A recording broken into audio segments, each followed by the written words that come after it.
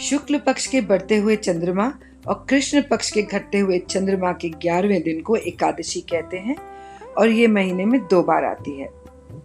Hindu calendar में 12 महीने होते हैं, जिनमें सावन, भाद्रपद, अश्विन और कार्तिक यानी जुलाई से अक्टूबर तक के 4 महीने चातुर्मास कहलाते हैं। आषाढ़ माह के शुक्ल पक्ष में जो एकादशी आती है उसे देवशयनी या हरिशयनी एकादशी कहते हैं, क्योंकि इस तिथि से कार्तिक मास शुक्ल पक्ष की एकादशी तक पूरे चातुर्मास में सृष्टि के पालन करता श्री हरि विष्णु जी योग निद्रा में रहते हैं और इस अवधि में सृष्टि का संचालन भगवान शिव करते हैं। कार्तिक मास के शुक्ल पक्ष की एकादशी पर भगवान विष्णु निद्रा से जागते हैं और पुनः सृष्टि का कार्यभार संभालते हैं। इसलिए इस एकादशी को देवउठनी, देवोत्थान, देव प्रबोधिनी, विष्णु प्रबोधिनी या हरि प्रबोधिनी कहा जाता है।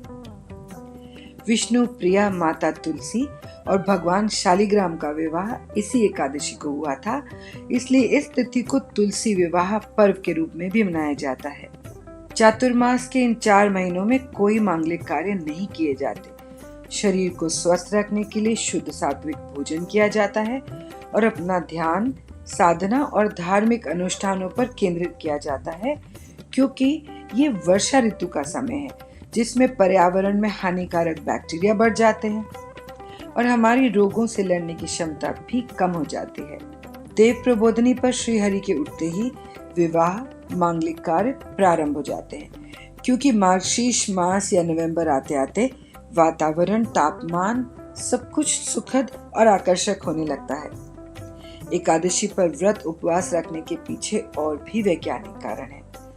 पूर्णिमा और अमावस्या पर चंद्रमा का ग्रेविटेशनल फोर्स पृथ्वी के वायुमंडल को, हमारे शरीर और मन को प्रभावित करता है।